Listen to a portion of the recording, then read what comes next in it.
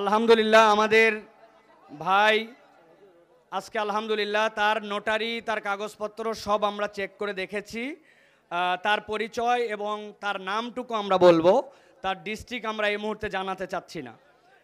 তার নাম হচ্ছে বিধানচন্দ্র বর্মন, পিতা শ্রী বীরেন্দ্রনাথ বর্মন, মাতা শ্রীমতী পূর্ণিমা রানী। তো এই ছেলেটা আলহামদুলিল্লাহ সুস্থ স্বাভাবিক এবং সে দিনকে পছন্দ করে, ইসলামকে পছন্দ করে আলহামদুলিল্লাহ যত ধরনের এভিডেভিট এবং যে সকল কাজ সেইগুলো তার পছন্দ মতো উকিলের মাধ্যমে আলহামদুলিল্লাহ সেগুলো সম্পন্ন করা হয়েছে। সে আশা পোষণ করছে যে সাইফুল্লাহ ভাই আপনার হাত দিয়ে, এবং তার বন্ধুরা আশা পোষণ করছে যে আপনার হাতে সে শাহাদা পাঠ করবে। তো এটা আমার জন্য একটা সৌভাগ্য, এত মানুষজন থাকতে সে অপেক্ষা করে খুঁজে বের করে আজকে সে শাহাদা পাঠ করবে আমাদের কাছে। তো আমরা প্রথমে তার কাছে জিজ্ঞাসা করতে চাই যে তোমাকে কোনো প্রেসার দিয়ে, চাপ দিয়ে, কেউ বল প্রয়োগ করে অথবা টাকা পয়সার লোভ দিয়ে কি তোমাকে কেউ ইসলাম ধর্ম গ্রহণ করাচ্ছে? না। তুমি কি সজ্ঞানে স্বেচ্ছায় নিজে বুঝে সুঝে ইসলাম গ্রহণ করছো? হ্যাঁ। মাশাআল্লাহ, আলহামদুলিল্লাহ বলেন। আলহামদুলিল্লাহ আমাদের ভাইকে এখন আমরা তার শাহাদা পাঠ করাবো। সে আমাদের সাথে শাহাদা পাঠ করবে। এরপরে সে তার নামও পছন্দ করেছে। তুমি তোমার নাম কি পছন্দ করছো বলো? আবু বকর সিদ্দিক। ইসলামের প্রথম খলিফা, নবীজির প্রধান সহচর আবু বকর সিদ্দিক রাদিয়াল্লাহু তাআলা আনহু, এই নাম সে পছন্দ করছে। মাশাআল্লাহ।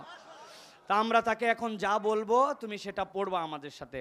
বলো আশহাদু আশহাদু আল্লাহ আল্লাহ ইলাহা ইলাহা ইল্লাল্লাহু ইল্লাল্লাহু ওয়াহদাহু ওয়াতাহু লা শারীকা লা লাহু শারীকা লাহু ওয়া আশহাদু ওয়া আশহাদু আন্না মুহাম্মাদান আবদুহু ওয়া রাসূলুহু ওয়া রাসূলুহু। আল্লাহু আকবার, তাকবীর। বলো আমি সাক্ষ্য দিচ্ছি সাক্ষ্য দিচ্ছি আল্লাহ ছাড়া কোনো ইলাহা নাই, মালিক নাই, খালিক নাই, রব নাই। আমি আরো সাক্ষ্য দিচ্ছি মুহাম্মদ সাল্লাল্লাহু আলাইহি সাল্লাম তার বান্দা এবং রাসূল। আল্লাহু আকবার। আল্লাহ রাব্বুল আমিন তাকে এখন নিষ্পাপ, অতীতের সব গুনাহ আল্লাহ তার মাফ করে দিয়েছে।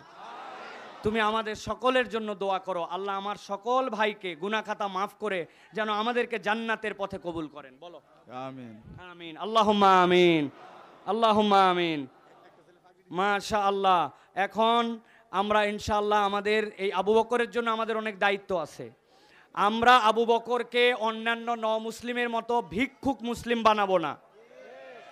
আমরা আমাদের মাদ্রাসার হুজুরকে দায়িত্ব দিব যে আমাদের মাদ্রাসায় এবং আমাদের স্থানীয় ভাই আছেন, এই যে ভাই, তার সাথে আমার কথা হয়েছে, তার জন্য একটা চাকরির ব্যবস্থা গার্মেন্টসে ভাই করে দিবেন, যেহেতু তার যেই গার্মেন্টসে চাকরি করতো সেখানে তার চাকরি নাই।